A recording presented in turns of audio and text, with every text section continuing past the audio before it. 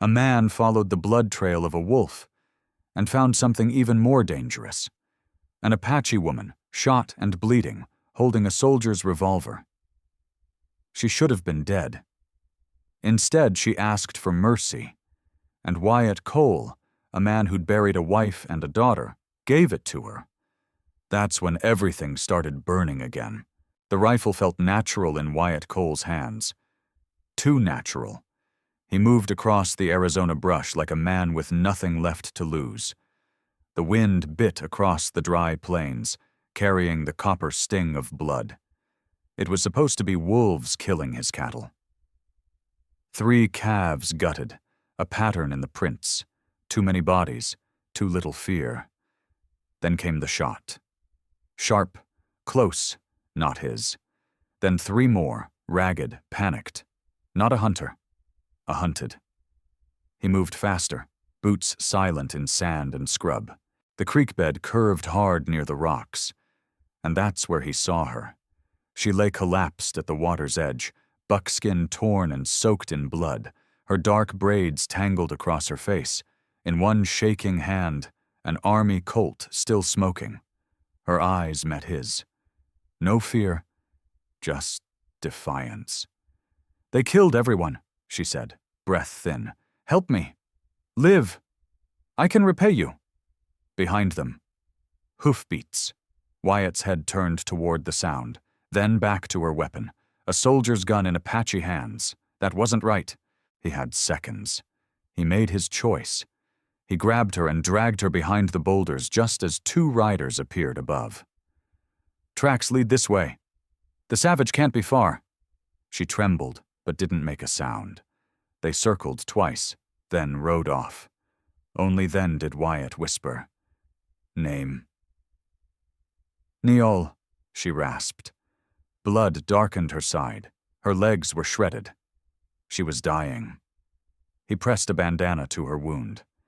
His hands remembered battlefield medicine, even if his heart wanted to forget. "I'm taking you to my ranch," he muttered. "I won't let you die out here, but there'll be questions." Her fingers gripped the army Colt tighter. There always are. The Cole Ranch sat alone across 300 acres of scorched Arizona dust. 50 head of cattle, 7 horses, and 1 man who hadn't let anyone in since the day fire took his wife and daughter. Wyatt rode in with her slumped against him. "Senor Cole," Joaquin called, limping from the porch.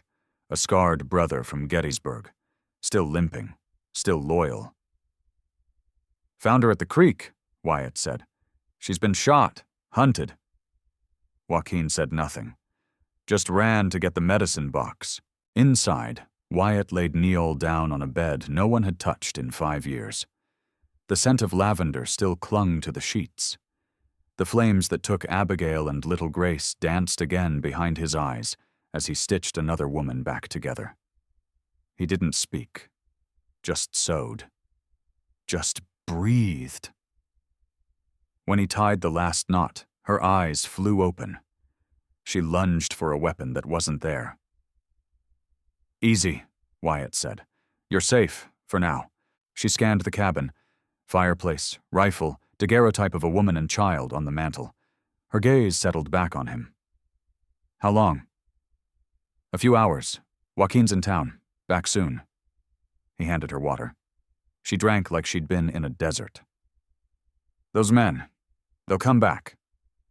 Wyatt nodded. "With more." She stared into the fire. "They always do. Call to action. Ket Thuch Part 1. He saved a stranger when the law told him to walk away. But in the West, mercy's a dangerous choice. If you're drawn to revenge stories, Western stories, and cowboy tales where every bullet carries a consequence, subscribe now, because what's hunting her is now hunting him. The wind had picked up by the time Wyatt reached the ranch, the kind of wind that howled through broken windows and whispered through bones. Dust scraped across the porch as he kicked the door open with his boot and carried her in. Neol, barely breathing but still clutching that army Colt like it was part of her blood. He set her on the bed gently, though nothing about his calloused hands ever looked gentle. The mattress creaked under her weight. She didn't scream, didn't groan. She just watched him, teeth clenched, eyes sharp, alive. Joaquin limped in with the medicine box before Wyatt had to shout. "Deep," Wyatt said, pointing to the wound in her side. "Maybe clean through." Joaquin nodded once and started heating water over the stove, already reaching for the carbolic and the heavy threaded needle. Wyatt peeled back her torn buckskin shirt, slow and careful. He didn't ask for permission, and she didn't offer a protest. Her eyes stayed locked on the ceiling while he cleaned the blood from her skin. She winced only once, when the needle bit into her flesh. He didn't flinch, not with her blood on his fingers, not with the ghosts crowding the corners of the room. The fire snapped in the hearth, throwing shadows across the wood-paneled walls. Those shadows moved too much like Abigail's hair when she danced across this same floor. Too much like the way Grace used to hide in the corners, playing peekaboo with the light. Wyatt forced himself back to the moment. The moment had blood, and breathing, and a woman with a secret curled into her wounds. "She'll hold," he said, wiping the sweat from his brow with the back of his hand. "Name?" Joaquin asked quietly. "Neil," Wyatt said. "That's all I got." Joaquin didn't ask more. He never did. Hours passed. Joaquin went out to tend the horses. The sun dipped low, painting the hills red and the sky like fire. Neil stirred beneath the wool blanket, her brow damp, her lips cracked. Wyatt was still there. Sitting at the edge of the bed, rubbing a sharpening stone over the edge of his Bowie knife. The sound was rhythmic, steady, something between a hymn and a warning. Her voice came dry and low. "You could have left me there." "I could have," Wyatt said. "Didn't." She studied him. "You've lost people." "Yeah." "Wife?" He nodded. "Children?" "One." Neol exhaled slowly, a sound like wind through canyon rock. "They kill slow," she said, "but they kill everything." Wyatt didn't ask who she meant. He didn't need to. Later, when she could walk without swaying, she limped toward the hearth. The firelight caught the curve of her cheek and the shine of sweat at her collarbone. Her hands were still shaking, but she moved like someone who'd forgotten how to surrender. She saw the photo. Abigail and Grace, locked in silver frame on the mantel. She didn't touch it, but she stared long enough that Wyatt almost told her their names. Almost. "You built this place yourself?" she asked. "After the war. Looks like a tomb." He chuckled bitterly. "That's 'cause it was." Neil nodded. "I know the kind." Wyatt leaned against the doorframe, arms crossed. "Who were you running from?" She hesitated. Then, "White men in blue coats, paid killers, bounty hunters." "What did you do?" "Killed one of theirs." Wyatt didn't react. "He earned it," she added. "I figured," he said. The door creaked open, and Joaquin stepped in, the wind behind him. His face was stone. "Thorns in Copper Springs," he said. 5 men, maybe more, offering $1,000 for an Apache woman with a soldier's colt and a dead captain behind her. Wyatt looked at Neol. Her expression didn't change. "You bring all this with you?" he asked. "I didn't bring anything," she said. "It follows me, like it follows you." He didn't argue. That night, Wyatt sat on the porch alone. Stars blinked into the sky, and the land went quiet in the way it only does when something's coming. Inside, Neol lay in the bed where Abigail had once sung lullabies. She didn't ask permission.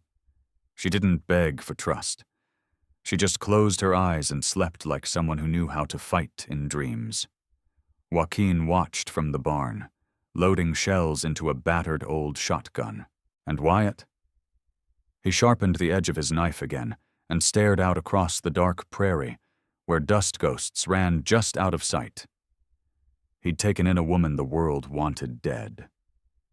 And now the world was riding toward his gate. By sunrise, the air had turned dry and brittle, the kind of desert morning where even the birds held their breath. Wyatt Cole stood at the edge of the corral, hat low over his brow, chewing a piece of mesquite toothpick. He watched as Neol dragged a bucket of water toward the barn. Her stitches pulled with every step, but she didn't complain, didn't limp unless it was too bad to hide. She moved like someone who'd spent her whole life outrunning men with guns. Wyatt respected that. Behind them, Joaquin was unsaddling one of the mares he'd ridden back from Copper Springs. The old man's face was drawn tight, and his silence spoke louder than words. "Spit it out," Wyatt finally said. Joaquin tossed the saddle blanket over the rail and looked Wyatt square in the eye. "We got company coming." "How many?" "Too many." Wyatt said nothing, just stared past the horizon, where the scrubland blurred into orange dust. Joaquin crossed his arms. "A man named Silas Thorne showed up last night. Bounty hunter. Got himself a tin star on his belt and 5 men at his back, all meaner than hornets in a barrel." "What's he want?" $1,000, Joaquin said, voice low. "For an Apache fugitive. Female. Last seen south of Gila River, carrying a military colt and the blood of a U.S. officer on her hands." Neol froze behind them, still holding the bucket. Water sloshed over the rim and soaked her boot. Her face didn't change, but her eyes turned dark enough to kill. Wyatt looked at her. "Rook?" She nodded once. Captain Elias Rook. The name hit Wyatt like the butt of a rifle to the ribs. He'd heard it before, too many times during the war. Rook was cavalry, decorated and damned. The kind of officer who spoke of civilization while ordering women and children buried in shallow graves. "You're telling me Thorne's after her because she killed that bastard?" Wyatt asked. "No," Joaquin said, "because she made it out alive." Inside the cabin, Wyatt set down 2 tin mugs and poured coffee into both. Neol sat across from him, back straight, hands flat on the table. Her Colt rested beside her cup. He leaned back in his chair, watching her through the steam. "You killed him?" "Yes." "Was it clean?" "No." He took a long sip. "You sure it had to be done?" "I watched them set fire to my grandmother's hair," she said, her voice as steady as her hands. "I found my little brother's body with his fingers cut off. I followed Rook for 2 weeks. Didn't sleep, didn't speak. And when I found him, drunk, bragging about what he'd done, I shot him in the stomach and made him feel every second of dying." Wyatt didn't flinch. "Then you're not running," he said. "You're surviving." "Same thing," she muttered. "Out here it is." That evening, the desert bled gold across the canyon walls. Wyatt sat on the porch cleaning his Winchester. Joaquin carved jerky by the barn, while Neol crouched near the horses, rubbing salve into a limp-legged foal. They looked like a family, almost. That thought scared him more than any bounty hunter. Then, in the distance, they heard it. Hooves. 1 horse, a single rider cutting across the rise. Joaquin stood up fast. "Sheriff," he said. "It's Vance." Wyatt's jaw tightened.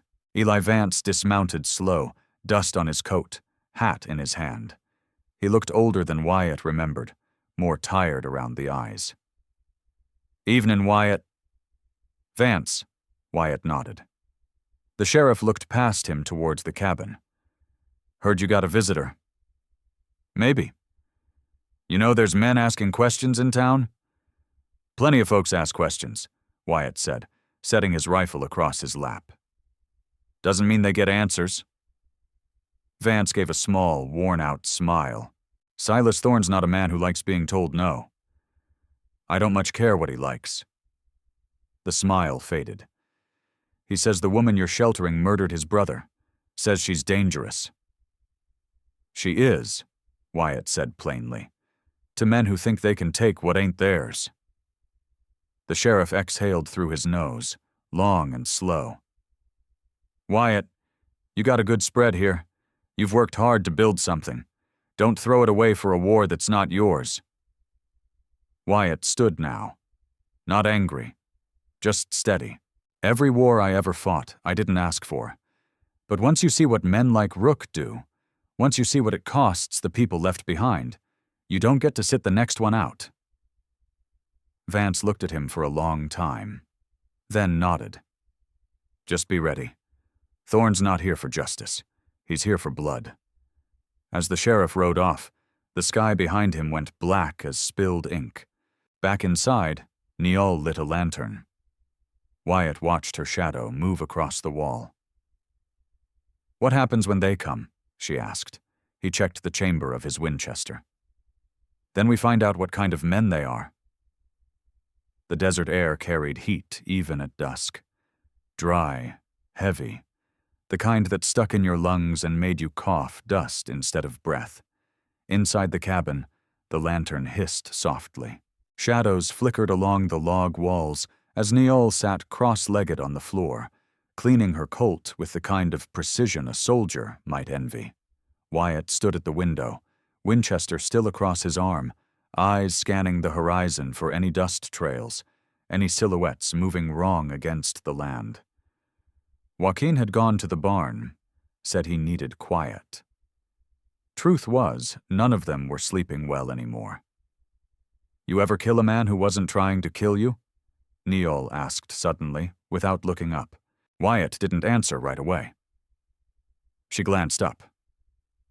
I did. His jaw twitched, but his voice stayed level. Tell me. Niall paused, then began reassembling the Colt like she'd done it 1,000 times. Her voice was even, but cold in a way Wyatt recognized, like a vein too long starved of warmth. He came with 30 soldiers, said he was there to protect settlers, but there weren't any settlers on our land. Not yet. She slid the barrel back into the frame with a soft click. My father, he believed we could find a way to live beside your people.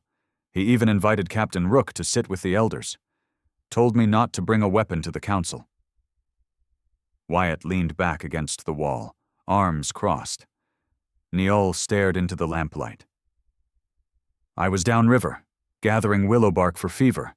When I heard the shots, I ran. When I got back, it wasn't just the elders. It was children, women, babies. Her hand tightened around the Colt. They lined them up along the ravine, shot them from behind, left their bodies in the sun. Wyatt swallowed hard. The room suddenly felt smaller, the air harder to breathe. My younger brother, Tahoma, he was only 11. They caught him hiding in the brush, tied him to a tree and used him for practice. Rook laughed while they did it. She didn't cry, didn't even blink. I tracked Rook for 12 days. He wasn't hiding. He thought I was dead like the rest. He was camped with 2 men and a bottle of whiskey. When I shot him, the others ran. Wyatt stepped away from the wall. You got proof? Niall reached into the pouch at her belt and pulled out a folded slip of paper. She handed it over, slow and deliberate. He opened it. Military letterhead. Official orders. Seize and secure territory for mineral prospects. Neutralize hostile elements. No signature Wyatt didn't recognize. General Merritt, he muttered. Son of a bitch gave me a commendation after Antietam. Niall stood now. You think I'm the enemy because I lived, but I'm the only reason Rook didn't do it again somewhere else. Wyatt shook his head. I don't think you're the enemy. I think you're the only one telling the truth." Just then, the dogs barked outside, not panicked, just alert. Joaquin cracked the door and peered out. "One rider, Sheriff Vance again." Wyatt stepped outside, rifle in hand. Eli Vance approached slower this time. His horse was sweating hard. His jaw clenched like a man chewing a bad idea. "I got news," the sheriff said, "and it ain't good." Wyatt didn't lower the rifle. "Then spit it out." "Thorne's putting real money behind this. Doubled the bounty. Word is, he told folks Rook was his brother." Wyatt glanced back at the door. "That true?" Vance nodded. "He's not after justice. He's after blood. And he's got half the town listening." "And you?" The sheriff looked tired. "I'm warning you because we've buried men together. But I can't hold this back much longer." Neole stepped out behind Wyatt. Her face was unreadable. Vance shifted in the saddle. "You're riding a knife's edge, Cole. You protect her, you'll bleed for it." Wyatt narrowed his eyes. "I've bled for worse." Vance hesitated, then turned his horse and rode off, hooves fading into the dry dark. Back inside, Neole stood by the fireplace, the Colt now resting in her waistband. She looked at Wyatt. "You still think sheltering me was a mistake?" Wyatt stared at the document in his hands, the general's signature glaring up like a ghost. "No," he said. "I think not doing it would have been."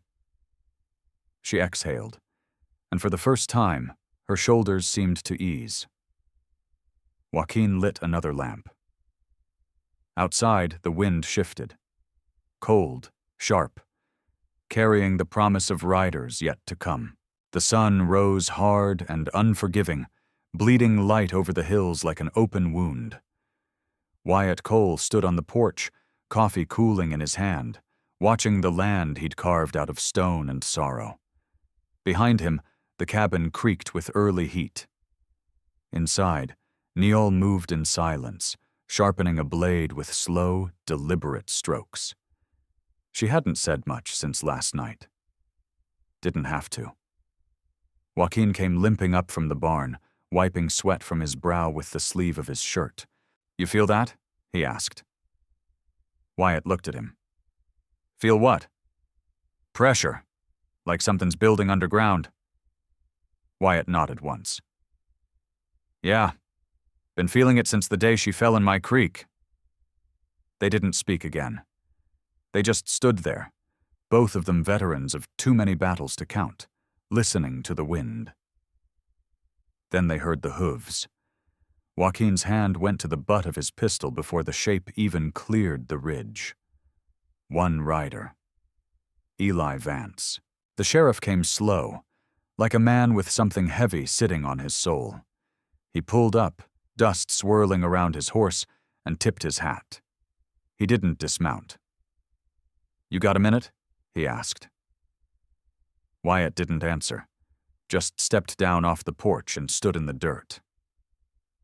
"I warned you once," Vance said, voice low. "Now I gotta come back." Wyatt crossed his arms. "You coming as a friend or as the law?" Vance's jaw tensed. "Both, if I can." "That usually means neither." The sheriff let out a tired breath. "Thorne's not just talking in Copper Springs anymore. He's buying drinks, buying folks. Says he's gonna flush you out and burn that ranch to ash if he has to. Says he's got you harboring a killer in federal property." "You believe him?" Wyatt asked. "I believe he's got enough pull to make it true. He's not just some bounty man, Wyatt. His brother's blood bought him sympathy, and his gold's buying him everything else." Wyatt said nothing. "I'm telling you." Vance leaned forward in the saddle. "You hand her over now, you might still walk away with what's yours. You wait too long, and you'll lose this place. Again." That last word hit like a match in dry grass.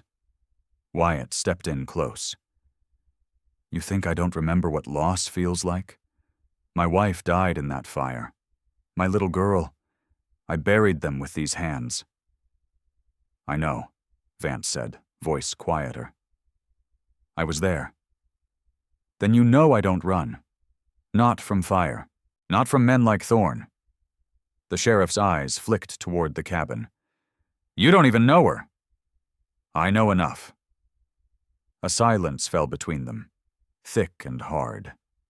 Then Vance sighed and shifted in the saddle. "You always were stubborn as sin, but Wyatt, think hard. Ask yourself why you're really doing this." "I have," Wyatt said, "and every time I come up with the same answer." Vance nodded once, then turned his horse. He didn't say goodbye. That night, Wyatt sat with Niall by the fire. Joaquin was outside, keeping watch near the stable. Neither of them spoke for a while. Finally, she broke the silence. "That man, the sheriff. You knew him before." "Since Shiloh," Wyatt said. "He pulled me out of the mud when I got hit. We buried half our regiment together. And now," Wyatt stared into the fire, "now I think he's not the man I buried them with." Niall looked down at her hands. "That's how it starts. First, they speak truth. Then they whisper doubt. Then they sell your bones for comfort." He glanced at her. "You trust me?" She didn't answer at first. Then she said, "You're the only man who didn't ask what I was worth." Later, after the fire had died and the stars had come out, Wyatt stood alone outside. The rifle sat across his chest like an old friend who never stopped asking questions. He looked out toward the ridge. No riders tonight. But that would change. Soon. He knew it. The law had come to warn him. Next time, it had come to make good on the threat. And when it did, he'd be ready. Because if there's one thing the West teaches a man, it's that every storm eventually rides in with a badge. And not every badge stands for justice. The next morning, Wyatt rode out before the dew had dried from the porch rail. He didn't saddle the big bay gelding he used for fence checks. This time, he took the Grula mare. Leaner, faster, quieter. Town wasn't far, but it wasn't friendly either. Copper Springs had always been a place you passed through, not a place you put down roots. A mine town that ran dry. A watering hole for ranchers and men with dust in their teeth and too much whiskey in their blood. He left Joaquin with the rifles and left Niall with instructions. If you see dust coming, lock the doors and don't hesitate. "Men like Thorne," he'd told her. "Don't knock." By the time Wyatt hit the edge of town, the saloon windows were already buzzing. A dry wind dragged tumbleweed across the road. Nothing moved fast here, except trouble. He tied his horse outside Mercer's general store. From the hitching post, he spotted two strangers standing loose-hipped near the sheriff's office, one cleaning his nails with a boot knife, the other pretending not to watch Wyatt. He didn't look at them directly. Inside, the general store smelled of flour and gun oil. Wyatt took what he needed: coffee, salt, ammo, bandages. Thorne's name wasn't spoken, but it was in the way the clerk's hands trembled when counting change. When Wyatt stepped outside, he didn't make it 5 paces before the voice hit him like a whip. "Remington." He turned slow. The man standing on the boardwalk across the street looked like a buzzard dressed for church. Silas Thorne. Tall, pressed coat, black gloves, silver spurs, a lawman's badge pinned crooked on his chest, but it shined too much to be earned. His eyes, though, those were real, cold, fixed, hungry in a way money couldn't explain. 5 men flanked him, each with a different kind of murder in their hands. Wyatt didn't move, just tipped his hat. "Thorne." "I know who you are," Thorne said, voice too calm. 7th Cavalry. You rode with my brother, didn't you? Antietam? Wyatt kept his face like stone. A lot of men died that day. Yeah, Thorne said, including the decent ones. He stepped down from the boardwalk, slow and theatrical. The sound of his boots against the wood was like a clock ticking down. You're harboring a killer, he said. You know that? I'm harboring a woman who had her people slaughtered by your brother, Wyatt said flatly. That part get left out of the story? Thorne's jaw twitched. My brother was a captain in the United States Army. So was Custer. That did it. Thorne's eyes sharpened. His hand hovered near his holster, but he didn't draw. Not yet. You know what I see when I look at you, Cole? Thorne asked. I see a man who used to believe in something. But now, you're just another broken bastard with a burned-down past and a soft spot for savages. Wyatt took a step closer. And I see a man who talks too much and ain't got the spine to pull the trigger. Gasps drifted from across the street. Someone ducked behind a rain barrel, but no gunfire came. Not yet. Thorne's voice dropped. This ain't about money. You understand that? That woman took my brother from me, and I'm going to return the favor. Wyatt stared at him. You step onto my land, he said. You won't get a warning shot. Thorne smirked, then turned away, his men trailing after like dogs with teeth filed to points. See you soon, Remington, he called back. Wyatt watched until they disappeared around the corner. Then he turned, mounted his horse, and rode out without a word. He didn't speak until he was halfway home. Not even to the wind. His blood was steady, but something beneath it churned. Something old, something from the war. A gut-deep alarm that had kept him breathing when others bled out beside him. This wasn't just a bounty anymore. This was a vendetta. He reached the ranch just as the sun tipped west. Joaquin met him at the gate. Bad? Worse, Wyatt said, swinging down from the saddle. He's not coming for the reward. He's coming for her. Then we're not fighting hired guns, Joaquin muttered. We're fighting grief. Wyatt nodded. And grief don't miss. Inside the cabin, Neol sat with the Colt disassembled on the table, hands steady, eyes focused. She didn't look up when Wyatt entered. I saw him, he said. And? He'll burn everything to the ground to get you. Neol's hands paused. Let him try, she whispered. The knock came just after supper. 2 slow raps, spaced wide like punctuation marks on a threat. Wyatt Cole had already cleaned his rifle twice that evening. Now he laid it down gentle on the table and gave Neol a look. She reached for her Colt without a word, disappeared into the shadows by the window. Joaquin stepped out from the back hallway, shotgun lowered but not forgotten. Wyatt opened the door slow. Eli Vance stood there, alone, hat in his hand, sweat at his temples despite the cooling desert air. You came late, Wyatt said. Didn't want an audience, Vance replied. Suppose you'd better come in then. The sheriff didn't sit. He just stood near the hearth, looking at the fire like it might save him from saying what he came to say. I read that paper, Vance finally said. Rook's orders, the massacre.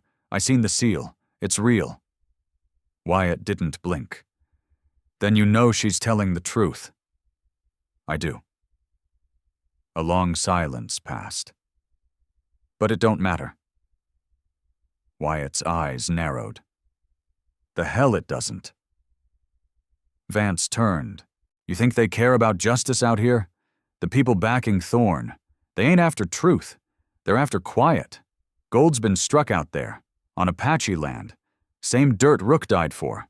Now them men are itching to move in. Wyatt stepped closer. So what? You came to explain why you're turning your back? Vance's voice went low. I came to tell you the price. The price? Joaquin growled from the doorway. Vance didn't even look at him.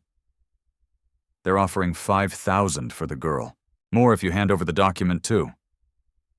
The air inside the cabin changed. Heavy.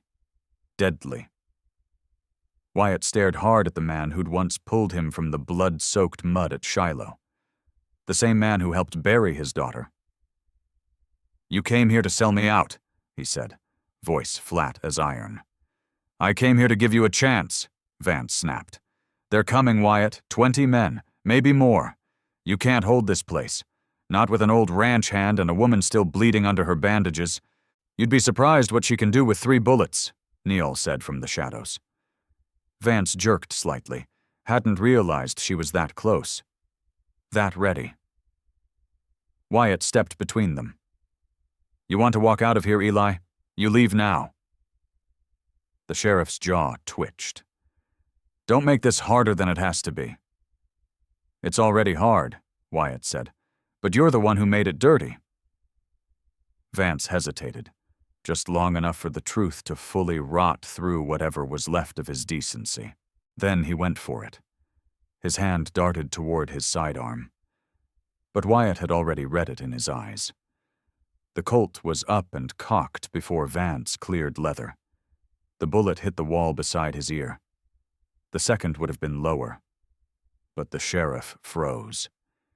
His hand hovered inches from his holster, breath coming hard.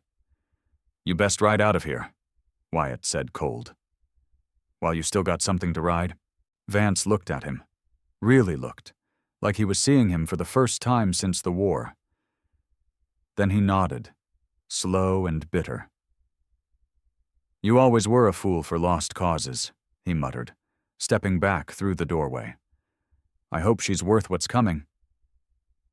"She already is," Wyatt said.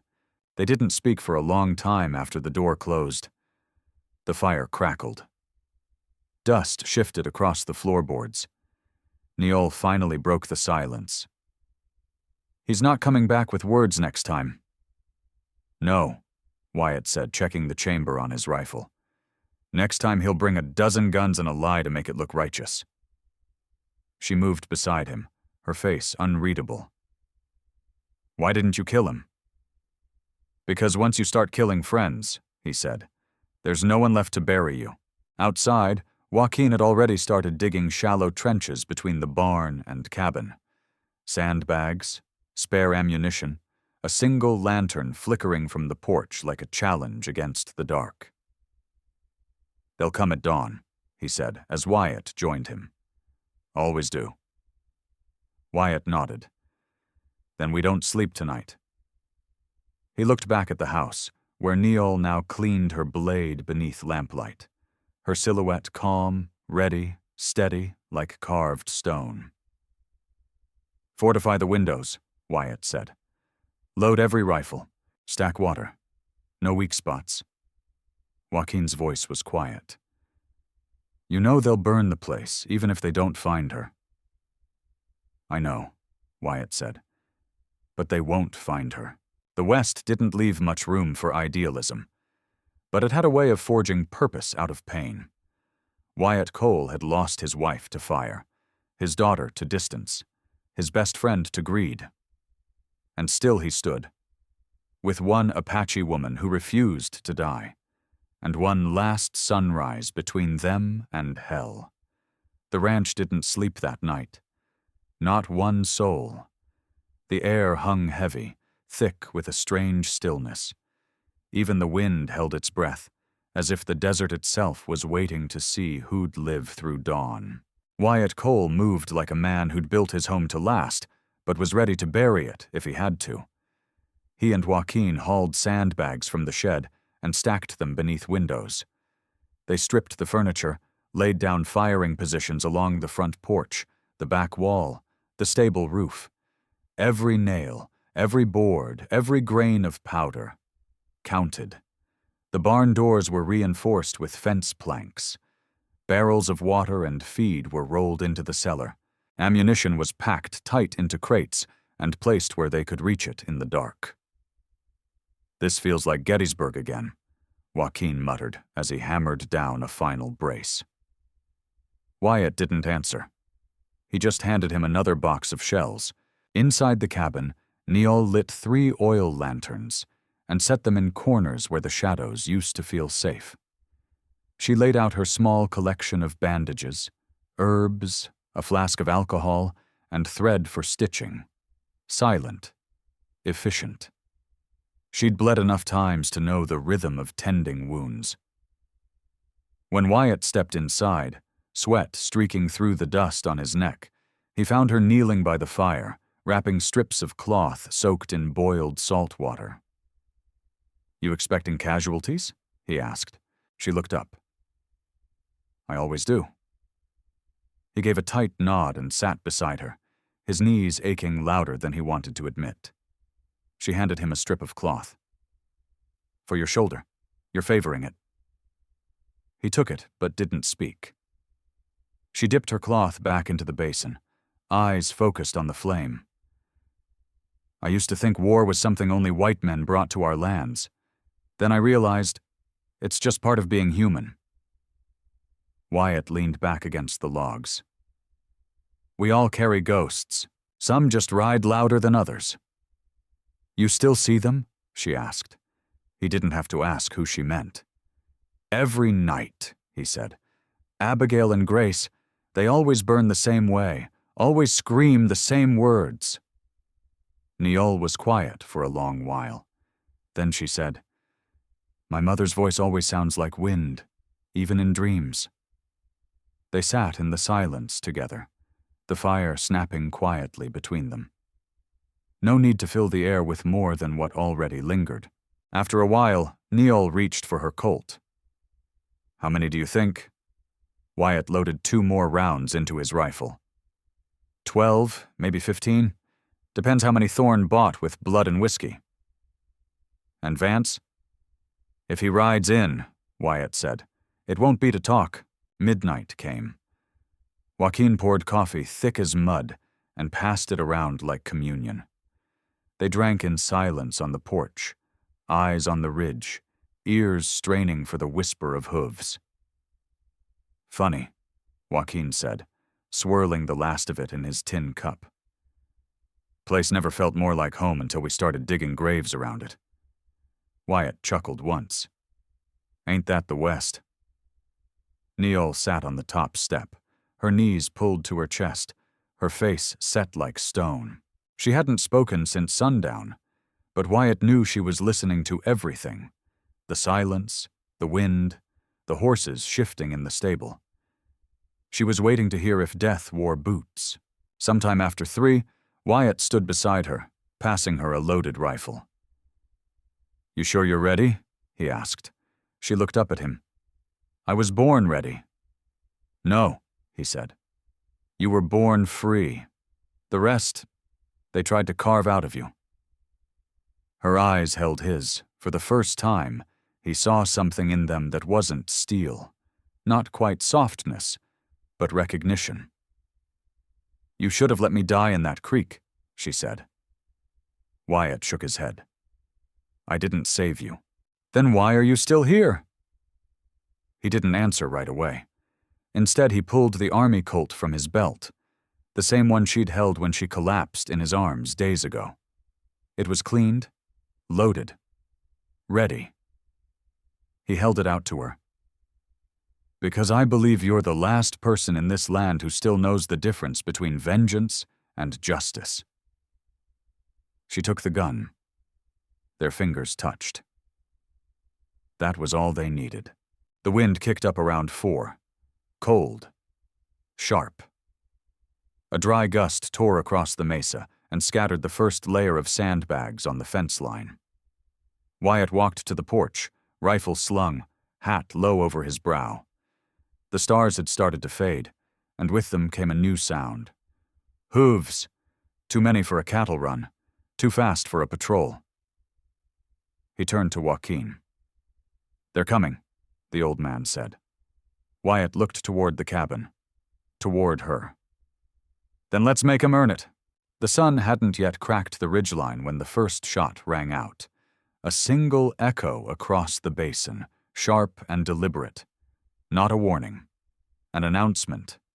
Wyatt Cole was already crouched behind the stacked hay bales outside the barn, Winchester braced tight against his shoulder. His breath was steady. His blood wasn't. You can face death 12 times, but it never stops knocking like it's the first. Inside the cabin, Neole peered through the shutter slats, rifle ready. She'd tied her hair back tight, eyes black with resolve. She'd looked calm when they set the traps, calm when she loaded the last round. But now she looked carved from stone. Joaquin was up on the stable roof, legs tucked beneath him, shotgun across his lap. He'd lit a cigar for no reason other than habit. "Senor," he muttered around the smoke, "today's a good day to be remembered." They came in a line, 15, maybe more, kicking up dust like thunderclouds. Silas Thorne led them from the front, black coat flapping like a flag of war, badge gleaming like a mockery. Beside him, Eli Vance rode with his head down, eyes shaded beneath his hat. He looked more corpse than lawman now. Wyatt watched them split off into 2 groups, flanking wide. They weren't just angry, they were trained. Thorne raised a hand, and everything stopped. Then he shouted, "Bring out the woman, Cole! Bring her out, and you walk." Wyatt stood from cover. "I've buried better men for less than what you did, Thorne." A pause. Then Thorne grinned. "So be it." He dropped his hand. Hell opened. The first volley shredded the porch railing, blew apart the upper windows, and slammed into the barn like a hammer. Splinters flew through the air like wasps. Joaquin answered with 2 deafening blasts from the rooftop. One of Thorne's men went down hard, screaming into the dirt.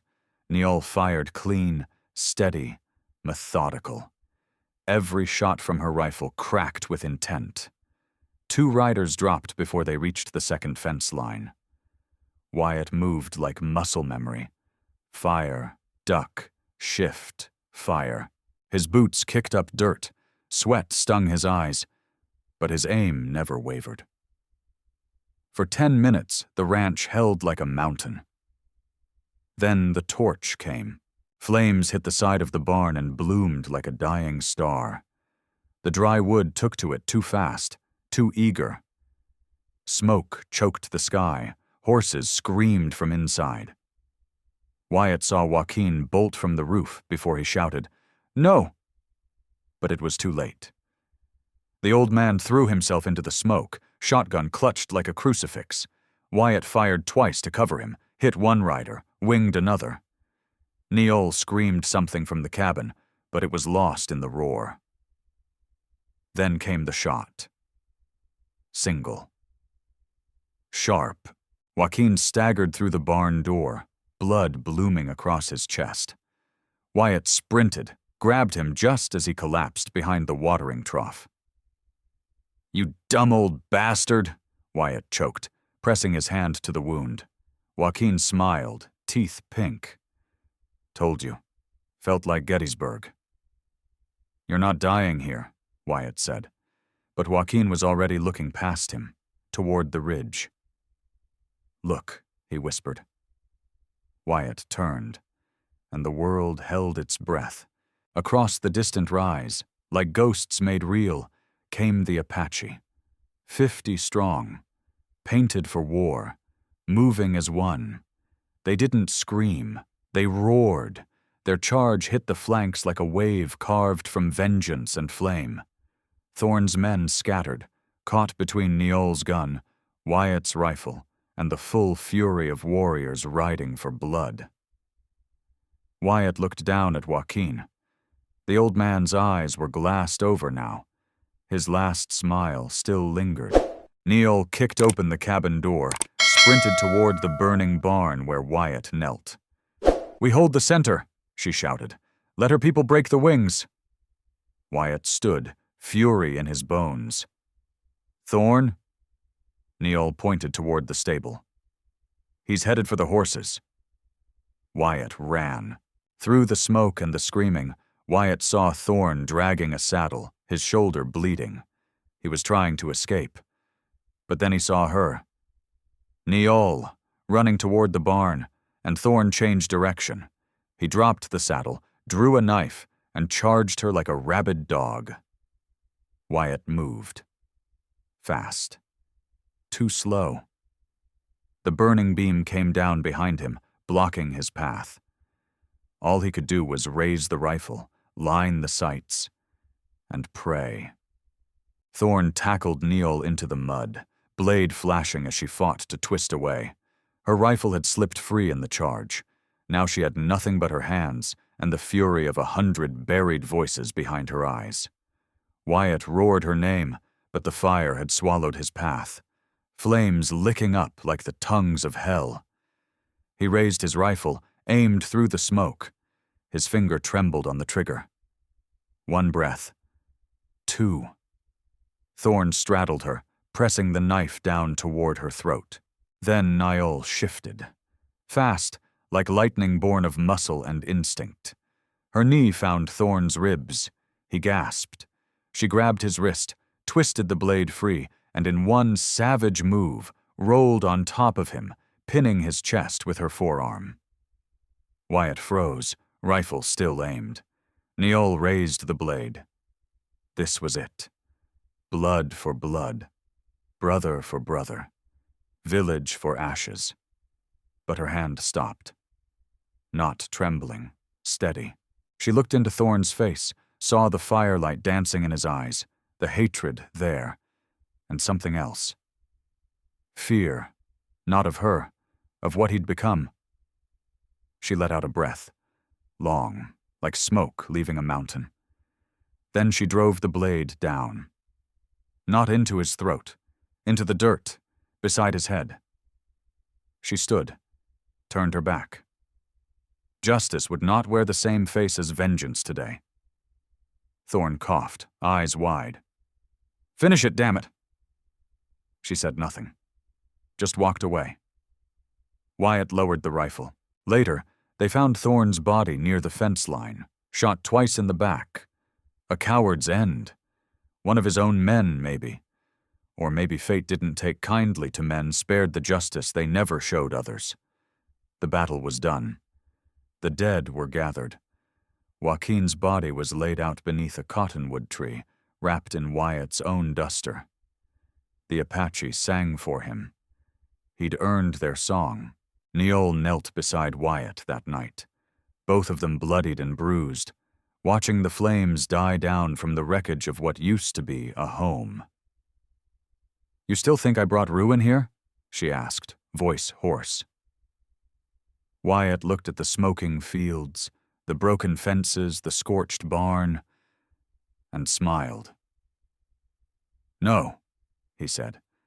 "I think you brought truth, and truth always costs." 2 days later, Sheriff Eli Vance was found with a bullet in his leg and orders in his saddlebag, signed by Rook himself. Orders to clear Apache land for federal mining claims. The town turned on him. The badge came off. And when they asked Wyatt to wear it, he didn't answer right away. Not until he walked through the ashes of his old barn, looked at the place where Joaquin bled out, then looked beyond, to the rise where the Apache had come, not as ghosts, but as warriors. He put the badge on, not for the town, but for those who couldn't fight anymore. Niall left at dawn. No ceremony, just a nod. Wyatt met her at the fence line, her horse already saddled. "You going back to your people?" he asked. She nodded. "They need me." He didn't argue. "You ever think about staying?" he asked. She looked past him, to the horizon where the light was just starting to rise. "I did," she said, "but I ain't meant for fences." He smiled. "No, I don't reckon you are." She turned to mount her horse, then paused. "You're different than the man who pulled me from the dirt." "Yeah?" Wyatt asked. "You stopped running." He didn't answer. Didn't have to. She rode out. Weeks later, folks in town said they saw a change in him. The forge burned longer. The saloon got quieter when he walked in. And that cross outside the jailhouse? He built it himself, with his own hands. Some say he still talks to Abigail and Grace out by the cottonwood tree, where the wind whistles through like their laughter never left. And when strangers pass through Dry Mesa now, they know this. There's a lawman here who doesn't flinch, a man who carries fire in his eyes but mercy in his hands. And as for Niol, they say she rides the ridge lines where the cavalry once rode, that she speaks with the elders, teaches the young ones to shoot straight and stand taller, that she carries a rifle carved with 2 letters on the stock, J.C., Joaquin Cortez. And sometimes, just before dusk, you might catch a glimpse of her from the edge of town, watching, not as a ghost, but as a reminder that redemption is earned in dirt and fire, and that sometimes the only way out of the past is to walk straight through it. What would you have done if it were you holding the blade? Would you choose blood? Or would you choose something harder? Mercy? Subscribe for more Western stories of justice, survival, and the redemption that still rides under the setting sun.